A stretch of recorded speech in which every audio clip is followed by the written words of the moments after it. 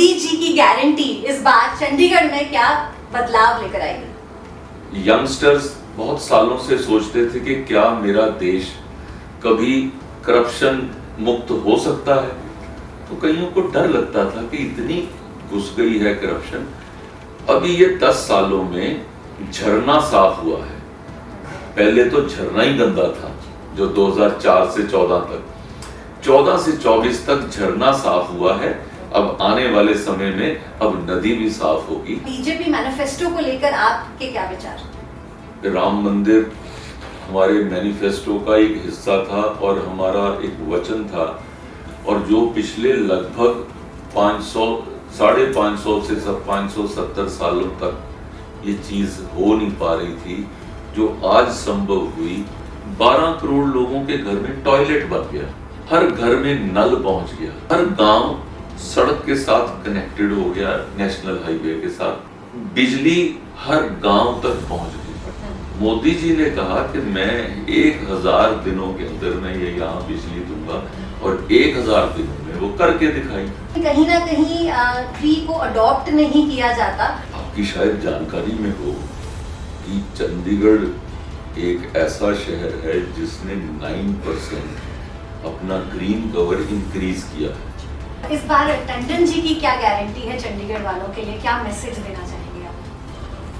टंडन की गारंटी है कि जो 50 वर्षों में काम नहीं हुए हैं वो 5 वर्षों में करके दिखाएगा।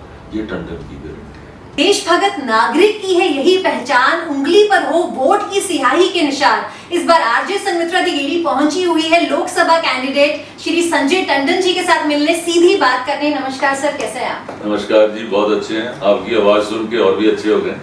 बहुत बहुत शुक्रिया सर, आपसे मैं ये कॉम्प्लीमेंट सुन रही हूँ तो मुझे तो मैं तो सातवें आसमान पर पहुंच गई हूँ आज। कोई नहीं, हम भी कोई उससे नीचे नहीं है।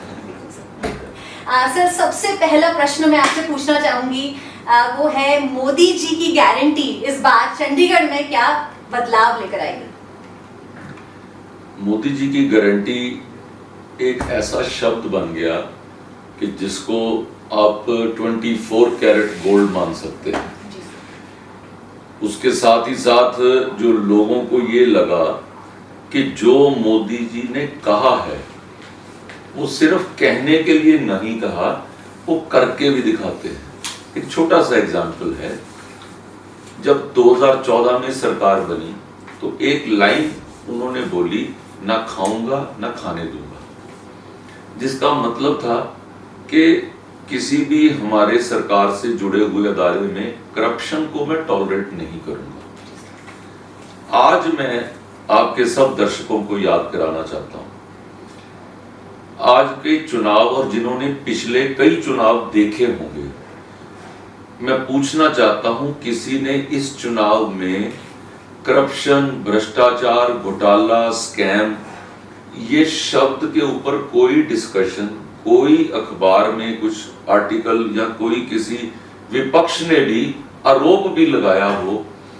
ये आज लैंडस्केप ऑफ पॉलिटिकल डिबेट से खत्म हो गया। तो इसका मतलब क्या हुआ कि जो उन्होंने कहा था वो करके दिखाया है। यंगस्टर्स बहुत सालों से सोचते थे कि क्या मेरा देश कभी करप्शन मुक्त हो सकता है। तो कईयों को डर लगता था कि इतनी घुस गई है करप्शन। अभी ये 10 सालों में झरना साफ हुआ है। पहले तो झरना ही गंदा था, जो 2004 से 14 तक, 14 से 24 तक झरना साफ हुआ है। अब आने वाले समय में अब नदी भी साफ होगी, and we are looking forward to a corruption free India in totality. क्या बात है सर, बीजेपी का मैनिफेस्टो मैंने पढ़ा, मोदी जी की गारंटी डिफरेंट क्षेत्रों में उन्होंने उस पर बात करी है, चाहे वो युवा शक्ति की बात हो, नारी शक्ति की बात हो, या फिर मिडिल क्लास सेक्शन की बात हो। तो आप बीजेपी मैनिफेस्टो को लेकर आपके क्या विचार? देखिए, मैनिफेस्टो में 2 तरह की चीज होती है कि जो पिछला मैनिफेस्टो आया उसके अंदर कितने % हमारे काम हो गए ऑलरेडी।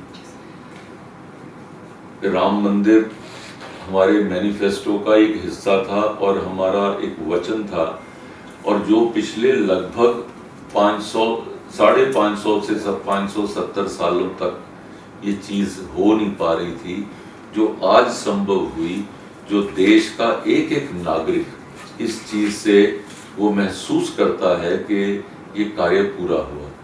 आर्टिकल 370 उसके ऊपर जब चर्चा आई तो ये सब लोग बोलते थे कि अगर इस आर्टिकल को हाथ लगाया तो देश में खून की नदियां बह जाएंगी, एक परिंदा भी पर नहीं मार पाया। आज आप देखेंगे कि हमारा पड़ोसी देश भी ये जानता है कि ये मोदी का देश है, अब इसके साथ कोई पंगा नहीं लेना, नहीं तो घर में घुस के मारेगा। ये एक ये शब्दावली ये हमारे देश के साथ जुड़ गई। हमारा देश बड़ा शांति प्रिय तरीके से बात करता था, तो ये जो लातों के भूत हैं वो बातों से तो मानने वाले नहीं थे, आज वो भी चीज वो करके दिखाई। एक हमारी जो वैक्सीनेशन की डिप्लोमेसी ने हमारे को कम से कम 150 के करीब देशों के साथ मित्रता बढ़ाने में हमारे को कितना उसका लाभ हुआ। आपने देखा होगा एक पपुआ आइलैंड के राष्ट्रपति ने प्रधानमंत्री जी के चरणों को हाथ लगाया, उसने कहा कि मेरे देश को तो वैक्सीनेशन नहीं मिल रही थी और ये मोदी जी से मैंने बात करी और 24 घंटे के अंदर मेरे को वैक्सीनेशन मिल गई, तो मैं ऐसे व्यक्ति का मैं क्यों नहीं ध्यान रखूंगा। इस तरीके से आप नोटिस करेंगे कि आज दुनिया के अंदर ये नाम हुआ। फिर देश की छोटी छोटी समस्याएं, जहां पर ये आता था कि गरीब आदमी के पास घर के अंदर गैस नहीं है तो वो चूल्हा जगाता है, तो 400 सिगरेट का धुआं तो वो महिला या व्यक्ति घर के अंदर, और सारा किचन ही धुएं से भरा हो, धुआं रहित किचन 12 करोड़ लोगों को मिल गया। यहाँ तक कि जो लोग आप देखें 12 करोड़ लोगों के घर में टॉयलेट बन गया। हम शहर में रहते हुए शायद इस चीज को इमेजिन नहीं कर सकते। इसका मतलब 25-30 करोड़ के परिवार के सदस्य जो हैं वो लोगों के पास टॉयलेट नहीं था, उनको टॉयलेट मिला। हर घर में नल पहुंच गया, अब पानी पहुंचाना हर घर में, ऐसे भी 12 करोड़ के करीब वो घर हुए। हर गांव सड़क के साथ कनेक्टेड हो गया, नेशनल हाईवे के साथ कनेक्टिविटी व्यक्ति की बढ़ गई। बिजली हर गांव तक पहुंच गई। 18,453 गांव थे 2014 में जिनमें बिजली 70 वर्षों से नहीं थी। मोदी जी ने कहा कि मैं 1000 दिनों के अंदर मैं ये यहाँ बिजली दूंगा, और 1000 दिनों में वो करके दिखाई। मैं आपको जो ये बता रहा हूँ कि जो उन्होंने कहा वो तो किया ही, इसके साथ ही साथ जो नहीं कहा लेकिन अचानक जरूरत आ गई देश की, कोरोना अचानक आया, कोई किसी की प्रेपरेशन दुनिया में तो नहीं थी, और उनको लगा कि ये जो गरीब व्यक्ति है उसका शायद घर का किचन ही नहीं चल पाएगा। खाद्य सुरक्षा की बात कांग्रेस करती थी, इन्होंने खाद्य सुरक्षा को फिजिकली धरती पर उतारा। 5 किलो अनाज हर घर को दिया, 80 करोड़ लोग उसके बेनिफिशियरी हैं आज। आप अंदाजा लगाएं कि मोदी की गारंटी का मतलब क्या है। जो कहा वो किया, जो नहीं कहा जब देश को जरूरत हुई तो उसको और बढ़ के किया। ये मैं 2 तरह से आपके सवाल का जवाब दिया। बिल्कुल सर, हमने कुछ सर्वे किया था ट्राई सिटी में, चंडीगढ़ में, और कुछ ऐसे मुद्दे थे जो कि हमारे सामने आए। पहला मुद्दा था ट्रैफिक का, ट्रैफिक कंजेशन का। तो पहले से ज्यादा व्हीकल्स भी बढ़ गए हैं, इसके ऊपर आप क्या कहना चाहेंगे? देखिए, हमने चंडीगढ़ में एक सर्वे किया जब मेट्रो की चर्चा शुरू हुई। मेट्रो का जो फर्स्ट प्लान था वो था कि चंडीगढ़ में मेट्रो लगाई जाए। जब ये सर्वे आया तो सर्वे में आया कि एवरी डे 60,000 व्हीकल्स और पीपल एंटर द सिटी, और शाम को वो वापस जाते हैं बाहर। उसका मतलब क्या हुआ कि चंडीगढ़ का एक तो अपना ट्रैफिक होगा जो रेजिडेंट्स का, लेकिन एक बड़ी मात्रा में ट्रैफिक जो है वो बाहर से आ रहा है। और कोई आदमी अगर मेट्रो वो वैसे चला देता कि आपकी मेट्रो बॉर्डर से शुरू होएगी, अगर आप सपोजिंग खरड़ से चंडीगढ़ आते हैं जी। तो आप चंडीगढ़ की एंट्री पे अपना स्कूटर या गाड़ी या जो भी आपका व्हीकल है उसको छोड़ के मेट्रो में तो बैठोगे नहीं जी। आप पूरा चलाओगे। सो वो पहला प्लान शेल्फ करना पड़ा। दूसरा आया कि जो जब इतने लोग बाहर से आते हैं तो हमें इनको भी इंक्लूड करके तभी कोई प्लान बनाना चाहिए। ट्राई सिटी शब्द हमारे यहाँ पॉपुलर हुआ कि चंडीगढ़ के साथ मोहाली पंचकुला का भी देखा जाए। आज वो ट्राई सिटी की बजाय क्वाड सिटी बन गया, क्योंकि मुल्लांपुर एक और नया शहर बीच में ऐड हो गया चंडीगढ़ की विसिनिटी में। अब क्या हो रहा है कि अगर आप इनका भी सारा लें लोड तो उससे आपकी वायबिलिटी भी बेहतर होती है। तो जो प्रेजेंट प्लान ऑफ मेट्रो का है वो रायपुर रानी हरियाणा से लेकर मोरिंडा तक, ताकि इन लोगों को भी यहाँ पर आने की सुविधा मिल सके। और दूसरा उसमें, क्योंकि वो लोग जब वहां से चढ़ेंगे तो फिर वो अपने व्हीकल पे नहीं चढ़ेंगे, वो मेट्रो पे चढ़ेंगे। एक तरफ मेट्रो की कमर्शियल वायबिलिटी बनी, दूसरा उन लोगों को जो चंडीगढ़ में बाहर से आ रहे हैं उनको मिला, तीसरा चंडीगढ़ के रेजिडेंट्स को भी उसके अंदर उनको भी सुविधा मिली। ये जब तीनों चीजें इकट्ठी होती हैं तो इसका एक ट्रैफिक के निजात के लिए ये एक बेहतर कदम होगा। जब मोदी जी की सरकार आई थी तो 5 शहरों में मेट्रो थी, आज 21 शहरों में मेट्रो है। मेरा मानना है कि उसमें जो 22वां नंबर होगा वो चंडीगढ़ का आने वाला है। क्या बात है। तो सर चंडीगढ़ मेट्रो की आपने बात करी, कब तक आपको लग रहा है कि ये ऑपरेशनल हो जाएगा, कौन से सन तक? देखो, इसमें तो टेक्निकल इसका जवाब जो है शायद मैं ना दे पाऊँ। मेरे मुख से निकली हुई कोई बात कल को वो कहें जी आपने तो इतने साल कहे थे इतने में क्यों नहीं हुआ। मुझे लगता है कि जिस दिन उसका जो प्रोजेक्ट की जो डिटेल है DPR, जिस दिन वो फाइनल होती है और कॉन्ट्रैक्ट अलॉट होता है तब निर्धारित डेट सामने आती है। मेरा मानना है कि फ्रॉम स्टार्टिंग टू जो फर्स्ट उसका जो शुरुआत तक शायद वो 3 साल के अंदर हम उसमें बैठ पाए, ये मेरा मानना है। जी sir. But subject to technical teams clearance. बिल्कुल सर। सर पर्यावरण की भी थोड़ी सी बात करते हैं। हम हर एक साल प्लांटेशन ड्राइव्स करते हैं स्पेशली मॉनसून के आसपास, लेकिन कहीं ना कहीं ट्री को अडॉप्ट नहीं किया जाता, वो मर जाता है या फिर वो ग्रो नहीं कर पाता। तो पर्यावरण के एस्पेक्ट से आपके क्या विचार हैं, कैसे हम इसे और बढ़ावा दे सकते हैं सिटी ब्यूटीफुल में? आपकी शायद जानकारी में हो कि चंडीगढ़ एक ऐसा शहर है जिसने 9% अपना ग्रीन कवर इंक्रीज किया है दूसरे शहरों की कंपैरिजन में।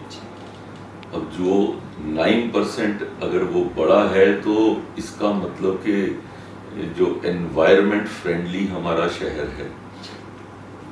दूसरा, शहर के लोगों की इसके बारे में रुचि भी अच्छी है। लोग चाहते हैं अच्छा ग्रीनरी हो।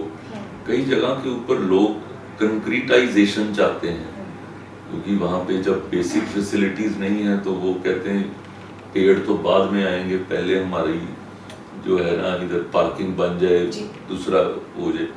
लेकिन जब आप शहर के सारे लोगों के आप सर्वे करें, आप देखेंगे कि जो ये बरसात का समय आता है ना, जो 2 महीने, यहाँ हजारों लोग प्लांटेशन का काम करते हैं। और जब से हमारी सरकार आई है, हमारे उस समय से हमारे को प्रोजेक्ट दिए जाते हैं पार्टी के द्वारा कि आपने अपनी तरफ से आपने इतने पौधे लगाने हैं। अब वो पौधों को मेंटेन करने के लिए आप चाहे 5 पौधे लगाइए, लेकिन ये 5 पौधों को ओन करना है आपने। अगर आप मेरे घर के आजू बाजू में मैंने ऐसे एक रुद्राक्ष का पौधा लगाया है, मैंने ऐसे एक कदम का पौधा मैं लेकर आया था छत्तीसगढ़ से, वो लगाया, एक आंवले का लगाया, और मैं आपको जाकर दिखा सकता हूँ कि ये देखिए उनकी ग्रोथ कैसी है। यहाँ पर मैंने एक बरगद का जो है वो भी लगाया, और उसको तो मैं 1 साल तक खुद अपने हाथ से पानी देता था, सुबह प्रणाम करता था सैर करने से पहले, कि भी मेरी वो एसोसिएशन उस पेड़ के साथ हो सके। जी। और जब तक हम लोग इसमें जागरूक नहीं होंगे, मुझे लगता है कि देश के हर नागरिक को उसके अंदर साथ जोड़ने के लिए जो समाज के अंदर काम करने वाले व्यक्ति अगर उसमें ज्यादा आगे बढ़ के करते हैं तो वो लोग भी फिर आपको फॉलो करते हैं। इसलिए हर व्यक्ति को इस चीज का ध्यान रखना चाहिए, और चंडीगढ़ इसके अंदर अग्रसर है। बिल्कुल सर। सर अगला जो मुद्दा है वो है थोड़ा साफ सफाई को लेकर। वैसे तो चंडीगढ़ साफ सफाई के लिए जाना जाता है, लेकिन फिर भी कुछ ऐसे एरियाज हैं जैसे कि लेजर वैली का जो एक नाला है, सेक्टर 36 में भी एक नाला है, उसमें गंदगी और बदबू जो मॉर्निंग वॉकर्स हैं उनको फेस करने को मिल रही है। उसके ऊपर, साफ सफाई के ऊपर आप क्या कहना चाहेंगे? चंडीगढ़ सफाई के मामले में काफी अच्छा है, हमारी रैंकिंग भी अच्छी रही है। रैंकिंग को जब आप ओवरऑल जब असेस करते हैं, जो अर्बन डेवलपमेंट मिनिस्ट्री एक अवार्ड देती है, उसमें हम पिछले बार थोड़ा पिछड़ गए, और उसके अंदर ये आया कि जो लोगों का रिस्पांस के जितने नंबर थे, लगभग 25 नंबर रिस्पांस के हैं कि लोग बताएं कि कैसा हो रहा है। सो तो पता लगा कि हमारी क्लीनलीनेस में हम सपोजिंग 75 में से 67 नंबर तक थे, लेकिन वो जो 25 नंबर थे फ्रॉम रिस्पांस वाले, उस 25 में हम 5 थे, तो उसकी वजह से हमारा रैंक पिछड़ गया। ये हमको समझाया अपना कॉर्पोरेशन ने। अब मेरा मानना है कि आप इस चीज को, जितने आपके दर्शक हैं ये देखें, स्वच्छता की बात करी किसने? आप तो यंगस्टर हैं, अब यंगस्टर से पूछिएगा। 2 अक्टूबर 2014 को हमारे प्रधानमंत्री आदरणीय मोदी जी ने इस अभियान को शुरू किया। महात्मा गांधी जी स्वच्छता के बारे में जागरूक होते थे। उन्होंने कहा कि आज उनके जन्म दिवस के ऊपर मैं देश को आह्वान करता हूं कि आइए स्वच्छता के साथ जुड़े। देखिए, हम जो थोड़े पुराने लोग शायद उतना जुड़े या ना जुड़े, क्योंकि एक अपनी जैसे व्यक्ति की आदत बन जाती है कि कोई चीज खाता है तो ऐसे फेंक देता है, या कोई कुछ, क्योंकि किसी व्यक्ति के अंदर वो चीज उतनी डेवलप नहीं हुई होती। बट उसके बाद की जो नेक्स्ट जनरेशन है, जब उनको बताया गया स्कूल के अंदर टीचर द्वारा, तो आज वो छोटे बच्चे भी वो बोलते हैं, गाड़ी में बैठकर भी वो अपने मामा पापा दादा दादी को वो कमेंट करते हैं कि अगर कोई चीज़ कहीं वो गाड़ी से बाहर फेंकने लगे। मेरे साथ तो एक पर्सनल एक ऐसा केस भी हुआ कि एक हम गाड़ी के पीछे चल रहे थे, तो एक गाड़ी में जो हस्बैंड वाइफ और उनका एक बच्चा बैठा हुआ था, कुछ खाया होगा उसने खिड़की से डब्बा बाहर गिरा दिया। आगे लाल बत्ती आ गई, हमारी गाड़ी, मैंने अपने ड्राइवर को बोला इनके बाजू में रोको। मैंने उनका शीशा जो है वो थपथपाया, उन्होंने शीशा नीचे किया, और मैंने कहा भाई साहब आपने वो गंदगी का डब्बा पीछे फेंक दिया, वो सड़क से कौन उठाएगा? वो आदमी थोड़ा एम्बेरस हुआ, लेकिन मेरे को जो अच्छा लगा, उसके जो पीछे बैठा था उसका 10 साल का बच्चा, और वो कहता है पापा मैंने आपको कहा था ना फेंको, ये अच्छी बात नहीं है। So what I am saying, हमारी नेक्स्ट जनरेशन इसको मन के अंदर एक ऐसे रूल की तरह ले रही है जी। और धीरे धीरे जब ये जनरेशन जो आगे पहल पर पहुंचेगी, थोड़ा सा और बड़ी होगी, तो जब आप उस समय की स्वच्छता को देखेंगे तब आप याद करेंगे कि हमारे प्रधानमंत्री ने 2014 की 2 अक्टूबर को जो कहा था उसका आज 100% लाभ जी। शायद हो और 5 साल बाद हो, 10 साल बाद हो, बट एक awareness has come in the society जी सर। कि सफाई रखनी चाहिए। जी सर, बिल्कुल बिल्कुल। सर, चंडीगढ़ में स्नैचिंग एंड थेफ्ट के केसेस भी काफ़ी सामने देखने को मिल रहे हैं, इसके ऊपर आप क्या कहना चाहेंगे? देखो, ये हमारा जो कमांड कंट्रोल सेंटर है, जो इंटीग्रेटेड ICCC बोलते हैं उसको, इस सेंटर के जब ये बना तो कोई 2200 के करीब वो लगाए गए CCTV कैमरास। वो कैमरास एक तरह से जब आप वहाँ जाकर देखेंगे, लगभग 50 फुट बड़ी स्क्रीन पे आपको ऐसे लगता है कि पूरा शहर चल रहा है। किसी भी चीज़ पे आप जूम कर सकते हैं, किसी भी चीज़ को आप जो है उसके तक जो है सर्विलियंस कर सकते हैं। कोई भी ट्रैफिक की भी किसी ने कोई वायलेशन करी है वो भी आपको दिखती है। आप जूम करके आप उसके जो गाड़ी के नंबर तक को आप कैप्चर कर सकते हैं। पीछे हमारे यहाँ पर भी कुछ हुआ कि एक कोई गाड़ी कोई आई और ऐसे हमें पता नहीं लगा कि वो व्यक्ति जो है उसकी बैकग्राउंड क्या है। तो जैसे हमने वो उसकी CCTV से निकाली तो उसके नंबर तक वो पहुंच गए और उससे कांटेक्ट करके उसकी गाड़ी का मालिक कौन है वहाँ पे पहुंची, तो वो पता लगा कि कौन व्यक्ति है जो वहाँ पे घूम रहा था। सो इस तरीके से इतना उसको डीप डाउन वो हो गया है और मेरा मानना है कि लगभग 40% रिडक्शन इन केसेस हुई है। नेवरदलेस एक भी केस नहीं होना चाहिए। अब सोसाइटी में हर तरह के व्यक्ति होते हैं, हर तरह की रिक्वायरमेंट है, कोई किसी की कोई अपनी ज़रूरत है, किसी का कुछ, लेकिन मेरा मानना है कि हम लोग एक बेहतर भविष्य की तरफ आगे बढ़ रहे हैं और आए दिन ये अब चीज़ें कम हो गई।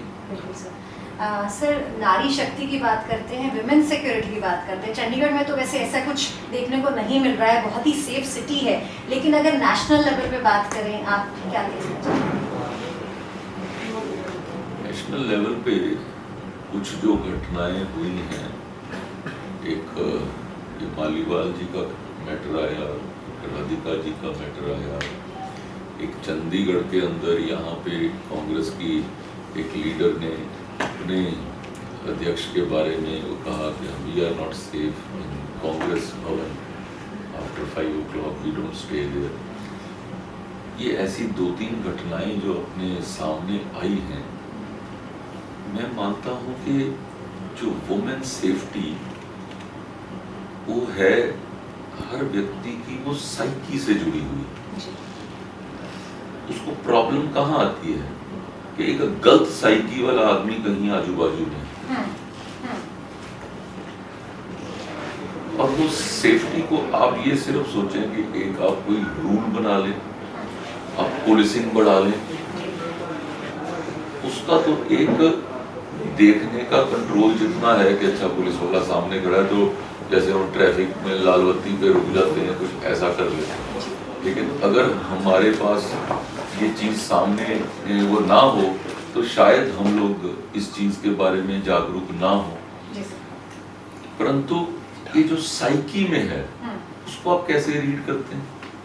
दैट मीन्स कि समाज को आगे बढ़ना होगा।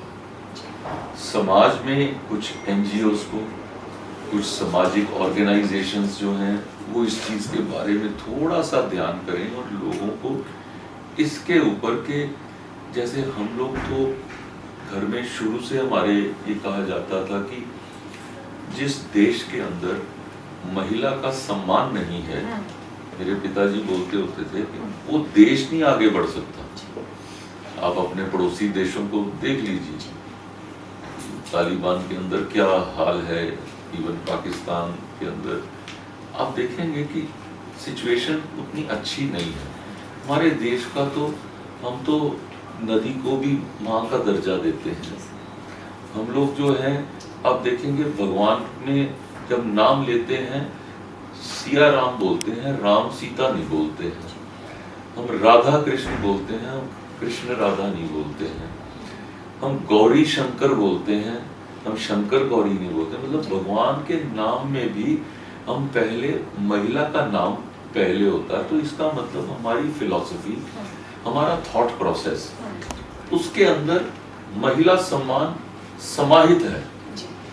अब उस समाहित वाले को आज समाज के अंदर जो है उसको बता के लोगों को उनके सम्मान की तरफ आगे बढ़ना होगा, समझाना होगा। Policing is a deterrent, policing is not a control. जैसे आप एक कॉलेज में हैं, आप एक यूनिवर्सिटी चलाते हैं, वहां पे उस चीज को आपको ध्यान देना होगा कि जो यंगस्टर्स वहां से प्रोड्यूस हो रहे हैं, वो यंगस्टर अपने जीवन के अंदर कुछ ऐसी ओथ टेकिंग होनी चाहिए कि वो अपने जीवन के अंदर महिला सम्मान के प्रति वो जागरूक होगा और अपनी सराउंडिंग्स में ऐसी कोई चीज नहीं होने देगा। If we produce those kind of youngsters, then our future can be good and the women can be safe. बिल्कुल सर, एक और मुद्दा था जो कि हमने पूछा और हमें पता चला, जो सेक्टर 25 की जो झुग्गियां हैं वहां पर घर एलोकेशन का क्या स्टेटस है? जो सेक्टर 25 की झुग्गियों का सर्वे नहीं हुआ था, चंडीगढ़ के अंदर सर्वे लास्ट हुआ 2006 में, और उसको लिंक किया गया कि 2006 के सर्वे के साथ जिन लोगों का अपना वोट है, एक सर्वे हुआ बायोमेट्रिक कि आप फिजिकली यहाँ पर हैं, दूसरा पार्ट था कि उनका वोटर लिस्ट के अंदर नाम है। दैट मीन कि ये आदमी पिछले कई सालों से यहाँ रह रहा है, इसलिए उसको घर दिया जाए। अब उसके दौरान जब 2006 के आजू बाजू में जब ये सर्वे हुआ तो एकदम से जो है कितने नंबर्स और भी बढ़ गए, क्योंकि लोगों को उम्मीद हो गई कि अब ये घर मिल सकते हैं। तो फिर सरकार ने जो पहले जिनका सर्वे हो चुका था उनको घरों की अलॉटमेंट के लिए वो आगे बढ़े। अभी once that process is 100% done, फिर उसके बाद दूसरे जिनका नॉन सर्वेड एरियाज हैं फिर उनकी तरफ आगे बढ़े। जी सर, और इस बार टंडन जी की क्या गारंटी है चंडीगढ़ वालों के लिए, क्या मैसेज देना चाहेंगे आप? टंडन की गारंटी है कि जो 50 वर्षों में काम नहीं हुए हैं वो 5 वर्षों में करके दिखाएगा। ये टंडन की गारंटी है। बहुत बहुत शुक्रिया सर, धन्यवाद।